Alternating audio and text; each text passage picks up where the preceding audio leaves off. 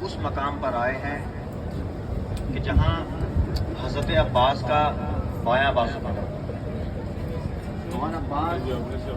وہ عباس جب آپ اجازت لینے کے لیے آئے ہیں امام حسین کے پاس، کہا کہ حسین اجازت چاہتا ہوں۔ تو امام حسین نے کہا ہے عباس تم تو ہمارے لشکر کے علم بردار ہو۔ ابھی تھوڑی ہی دیر کے بعد کیا دیکھتے حبیب نے مظاہر کا لاشا آ رہا، کہا آقا اب تو لشکر کے بوڑھے بھی مارے گئے۔ پھر کہا آقا اجازت دے دیں۔ کہتے تھوڑی دیر کے بعد کیا دیکھتے ہیں کہ انہیں محمد کے لاشیں آ رہے ہیں۔ کہا آقا اب تو گود کے پالے بھی مارے گئے اور محمد بھی مارے گئے، اب تو اجازت دے دیں۔ کہا عباس تم تو ہمارے لشکر کے علم بردار ہو۔ کہا آقا وہ لشکر ہی کہاں ہے جس کی میں علم برداری کر سکوں۔